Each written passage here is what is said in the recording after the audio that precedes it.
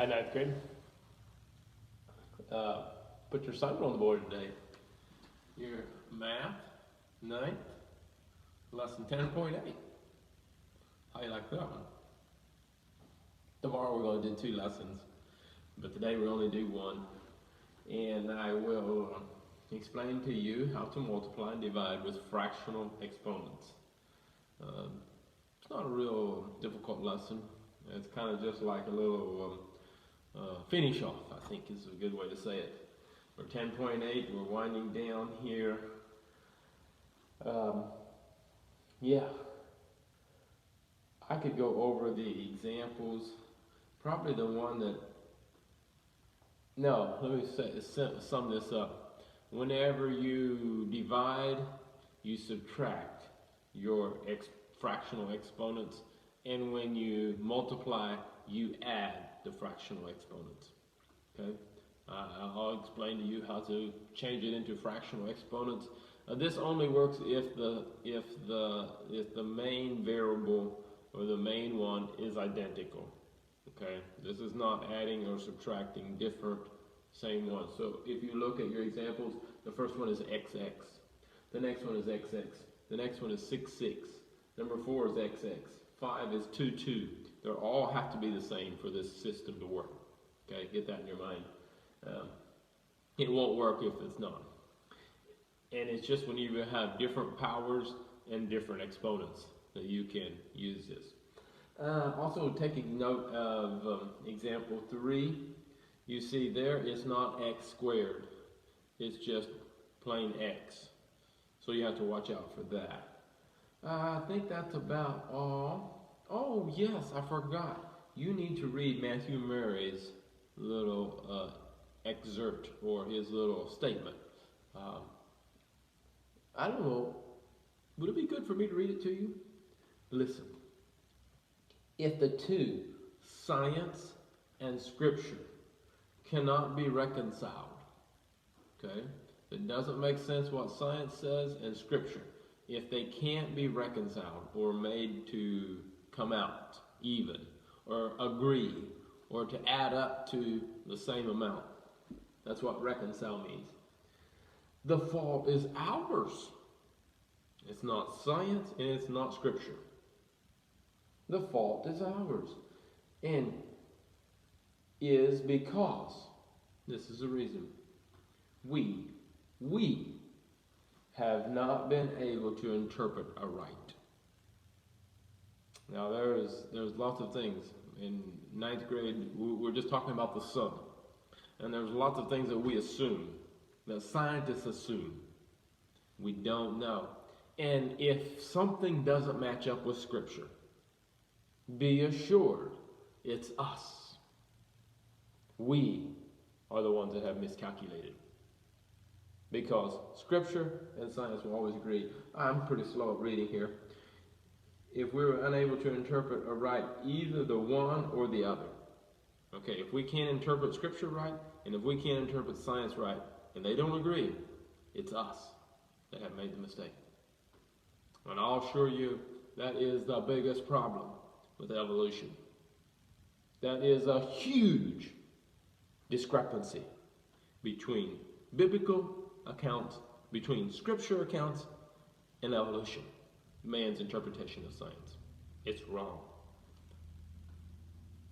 Evolution is man's interpretation where man has made a mistake.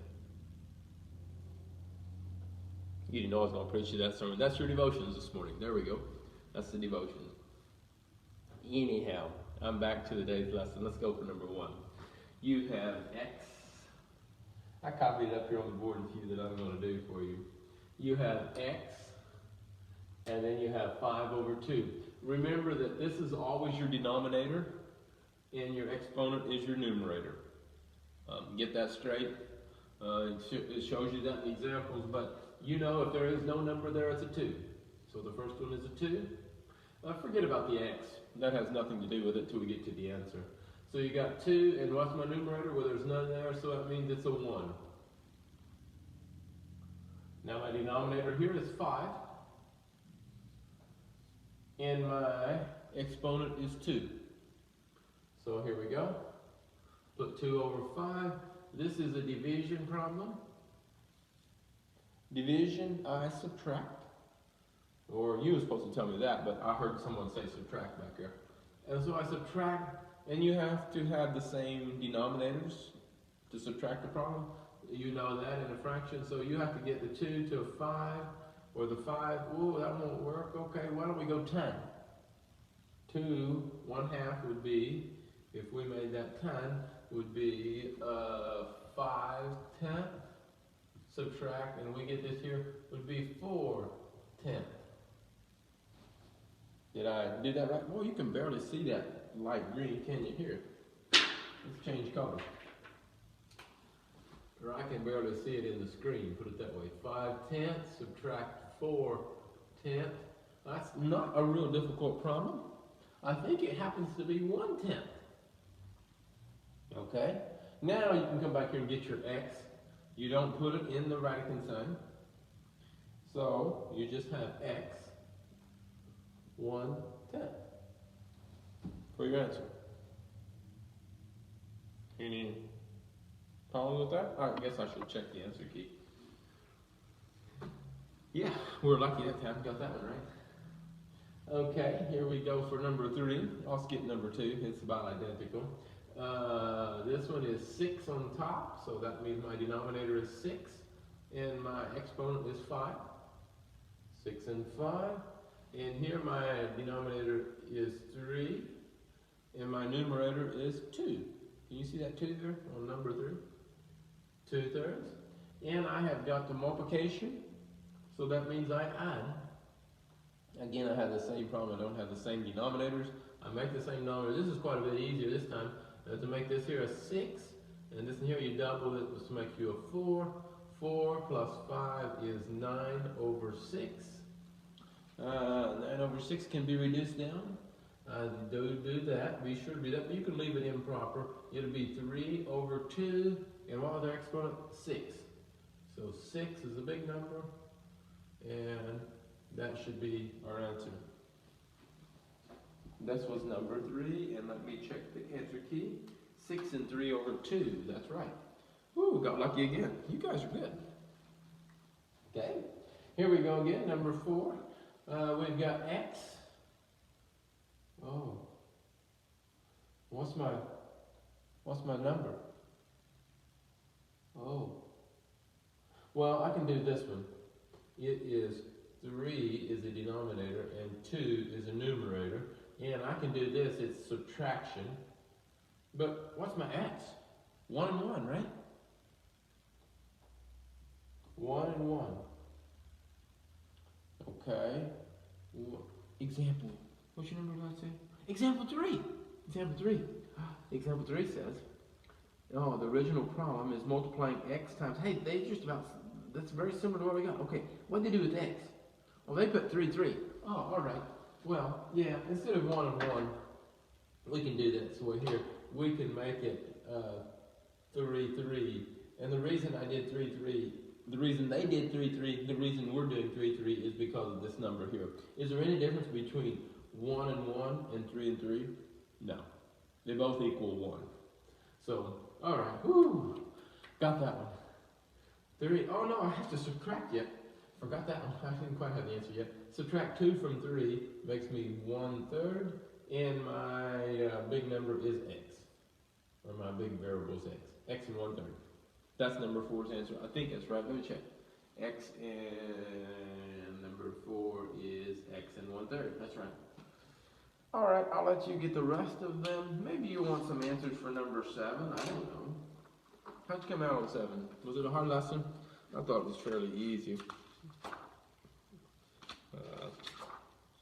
Yeah, here we go. The first part, first page, number 7 is 0, 0, 2, 2, 2, 1. Okay, come back up here to number 7 is 2, 2, 0. 10 is positive. B, you read the answer. Here's C. I was helping you. Did you get it right? There, I'll show it to you. Y equals 104x negative 1.88. I sure hope you got that answer right. After we worked it so hard on the board. There's 11, 12, 13. Let's hit 14 yet. You need to get that there straight. 14, 15, 16, 17, 18, 19, 21, 22 at the bottom. 23, 24, 25. Does that help if I get my hand out of the light so there's no shadow? I don't know. Do you need more than that?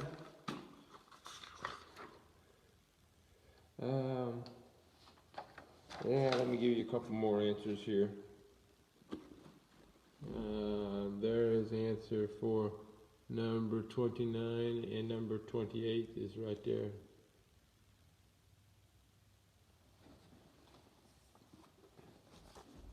I don't know if you did 30, I'm not sure about that. 31 is right down here. 32 is at the top of the page here. 33, 34, 35, 36, 0. And yes, 0 solutions in 36. Now 37 has 2 solutions, 38, 0, 39, 0, 40 has 1, and 41 has 0. I bet no one did 41. And then we start today's lesson. All right, you have a good one. I'll catch you tomorrow. We're going to do 2 lessons tomorrow, but on the first lesson, we will only do the first problem of every section, except the new section. We'll do all the new section and the first problem of every section, and then you'll do quiz 2. So if you're working ahead, I'm sure you all are. If you're working ahead, just do the first problem of every section, and then we'll do quiz. Have fun.